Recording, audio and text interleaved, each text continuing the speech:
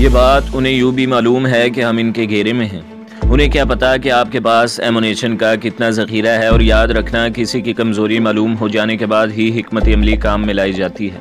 ہمارے مسلسل فائر نہ کرنے پر بھی وہ یہ بات سمجھ تو سکتے ہیں۔ آپ پر جو شمال کی جانب سے فائر ہوگا وہ جنوب والوں کو آپ کا فائر بھی لگ سکتا ہے۔ باقی یہ کس نے کہا کہ آپ کے آدمی بالکل بھی فائر نہ کریں؟ جب کسی کو نشانہ بنانا ممکن ہو تو بے شک وہ فائر کر سکتے ہیں۔ وہ مسکرایا، ویسے میں اتنی جلدی قائل نہیں ہوا کرتا۔ تو جلدی کہاں ہوئے ہیں؟ اتنی دیر سے تو تکرار کیے جا رہے ہیں، پھر بھی ہو تو گیا۔ اس کا انداز شکست کا احساس لیے ہوئے تھا۔ کم رتبے سے اتفاق کرنا شکست نہیں، عقل مندی کی دلیل ہوتی ہے۔ باقی مسلمانوں کو ہر کام مشورے سے کرنے کی ترغیب دی گئی ہے، اور اس بارے میں سرداروں اور عوام میں کوئی تشخیص نہیں رکھی گئی۔ آپ کی باتیں آپ کے بارے جاننے کے تجسس کو ہوا دے رہی ہیں۔ کسی کو جاننے کا تجسس تعلق رکھنے کے فیصلے کے بعد ہی کیا جاتا ہے، اور ہمارے درمیان ایسی کوئی گنجائش نہیں۔ میں جس راستے کا مسافر ہوں وہ آپ کے پڑاؤ سے بہت دور گزر جاتا ہے۔ وہ کھلکھلا کر ہنسا، گزرتا تھا جناب۔ اب تو آپ کو مقدر کی آندھی نے میرے پڑاؤ کے قریب ہی نہیں بلکہ اندر لا پھینکا ہے۔ بات پر مجھے بہت ہنسی آئی۔ وہ کسی ضامن خان کو آواز دینے لگا۔ قریب کے مورچے سے ایک جوان وہاں آ گیا، اور سلاب خان اسے فائرنگ کے بارے میں ضروری ہدایات دینے لگا، جو اسے چاروں اطراف میں موجود غزنی خیل لشکر کمانڈروں تک پہنچانا تھی۔ سورج کے سامنے کافی دیر سے بدلیاں اکٹھی ہو گئی تھیں۔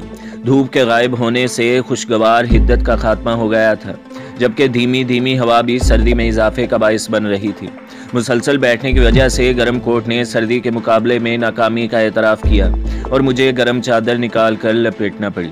سردار سلاب خان نے بجھی ہوئی راکھ کو کریت کر چند انگارے ڈھونڈنے اور ان پر چھوٹی چھوٹی لکڑیاں رکھ کر آگ دہکانے لگا۔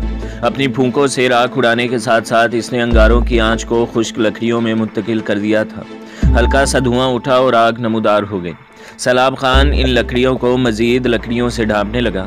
جلد ہی آگ بھڑک اٹھی۔ میں بھی اس کے قریب جا کر بیٹھ گیا۔ سلاب خان کسی گہری سوچ میں ڈوبا تھا۔ میں نے بھی اس کے خیالات میں مخل ہونے کی کوشش نہ کی اور اسی شغل میں لگ گیا۔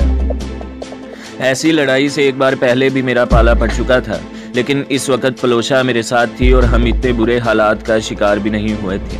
اچانک فائرنگ کی رفتار تیز ہوئی، اور یہ فائرنگ سلاب خان کے آدمی کر رہے تھے، اور اس کے ساتھ ہی کسی نے ریڈیو سیٹ پر سلاب خان کو اطلاع دی کہ ضامن خان دشمن کی گولی کا شکار ہو گیا تھا۔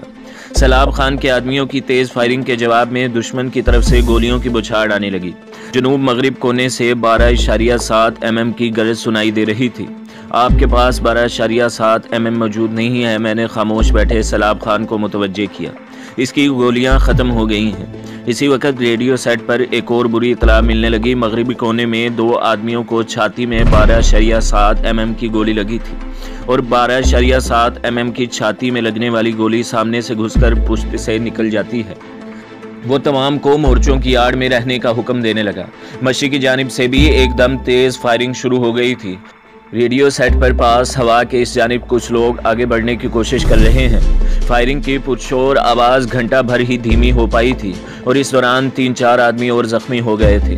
دشمن کے بھی 4 آدمی انہوں نے مار گرائے تھے۔ سلاب خان کے حکم کے بعد تمام لوگ گولی چلانے میں احتیاط سے کام لے رہے تھے، اور اس احتیاط کے نتیجے میں دشمن کے حوصلوں کو بڑھاوا مل رہا تھا۔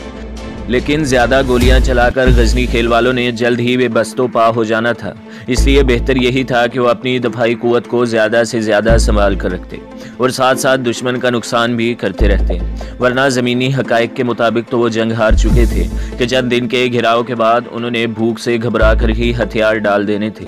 خاموشی زیادہ دیر برقرار نہیں رہ پائی تھی، اور اس دفعہ ہونے والی فائرنگ ایک نئی افتاد لے کر آئی تھی۔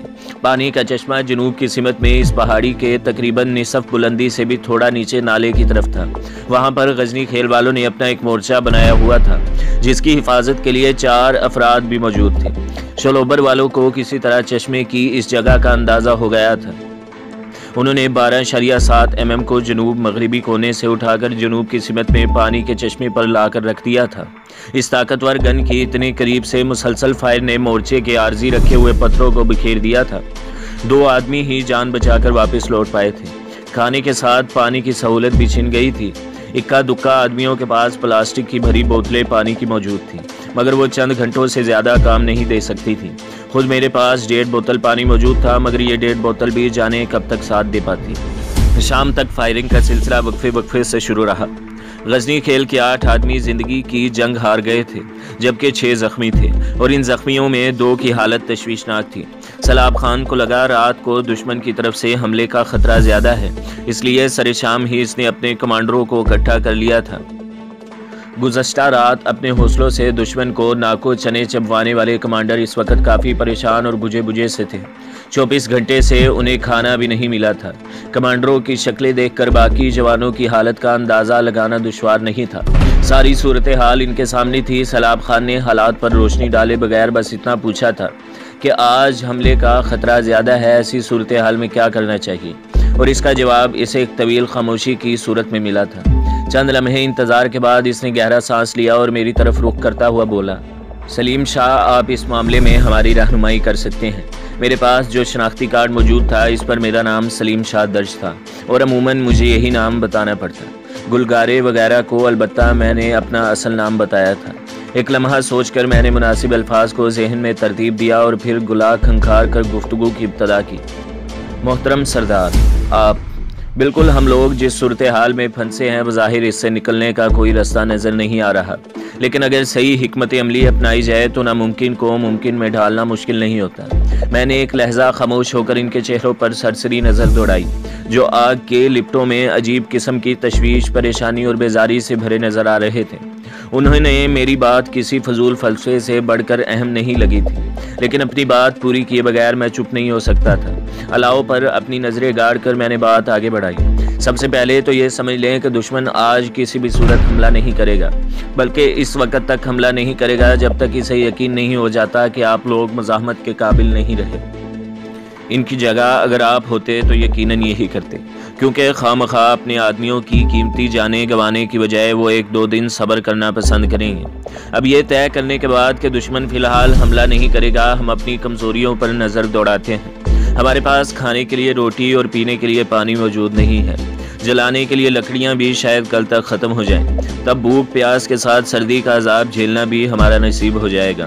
مسلسل استعمال کے بعد ایمونیشن نے بھی ختم ہو جانا ہے، تب ہماری حالت ترنے والے کسی ہوگی جسے نگلنے کے لیے دشمن کو ذرا سی بھی تگودو نہیں کرنی پڑے گی۔ ہمیں صورتحال کا ادراک ہے سلیم شاہ، سلاب خان نے نرم لہجے میں کہا۔ آپ یہ مشورہ دیں کہ ان حالات میں کیا کرنا چاہیے۔ میں اسی طرف آ رہا ہوں۔ کل کا دن ہمیں دشمن کو یہ احساس دلانا ہے کہ ہمارے پاس کھانا بھی موجود ہے اور ہم مقابلے سے دستبردار ہونے کو بھی تیار نہیں ہیں۔ کھانے کا جاسا تو ہم مخابرے پر ایک دوسرے سے بات چیت کرتے ہوئے دے سکتے ہیں، اور مقابلے کی دھونس جمانے کے لیے ہمیں ایسے اچھے نشانے بازوں کی ضرورت ہے جو ان کے آزادانہ حرکت میں رکاوٹ بن سکے۔ اچھے نشانہ باز تو پہلے بھی اپنی کوشش کر رہے تھے، کیا تیر مار لیا اس مرتبہ، کمانڈر مشر خان بولا تھا۔ اس کی وجہ ہے دشمن کا دور ہونا۔ کلاشن کوف کی کارگر رینج 300 میٹر ہے اور دشمن زیادہ فاصلے پر موجود ہے۔ فاصلہ کم کرنے کے لیے ہمارے نشانہ بازوں کو دشمن سے 250-300 میٹر دور درختوں پر مچان بنانا پڑے گا اور دن کی روشنی میں وہاں سے فائر کرنا پڑے گا۔ پہلی گولی فائر کرتے ہی دشمن انہیں بھون ڈالیں گے۔ فاصلہ نزدیک ہونے کی وجہ سے وہ بھی تو رینج میں ہوں گے۔ کمانڈر رشید جان نے رائے دی۔ تمام کا بات چیت میں حصہ لینا یہ ثابت کر رہا تھا کہ وہ میری باتوں کو غور سے سن رہے تھے۔ اچھا سوال ہے اور جواب ہے کہ وہ چھپ کر بیٹھے ہوں گے اور اس وقت فائر کریں گے جب دونوں طرف سے مسلسل فائر ہو رہا ہوگا۔ اس پر شور آواز میں کون اندازہ کر سکے گا کہ اس کے قریب کے درختوں سے بھی فائر ہو رہا ہے۔ ہم دور مار رائفل سے بھی تو انہیں نشانہ بنا سکتے ہیں۔ کل نوشاد گل نے اپنی رائفل سے ان کے 4 آدمیوں کو نشانہ بنایا تھا۔ کمانڈر الفت بادشاہ نے زبان کھولی۔ نوشاد گل کے پاس کون سی رائفل ہے؟ میرے لہجے میں اشتیاق بھرا تھا۔ نام کا تو پتہ نہیں، الفت خان نے نفی میں سر ہلایا۔ اچھا وہ بعد میں دیکھ لیتے ہیں، پہلے یہ بتائیں میری تجویز سے متفق ہوں کہ نہیں؟ مشر خان بولا، ہم اتفاق کر لیتے ہیں اور اس طریقے کو بروئے کار لا کر ہم دشمن کے چند بندے زخمی یا ہلاک بھی کر دیتے ہیں، تب کیا ہوگا؟ 15-20 آدمیوں کے ہلاک ہونے سے 500-600 کے لشکر کا کیا نقصان ہوگا؟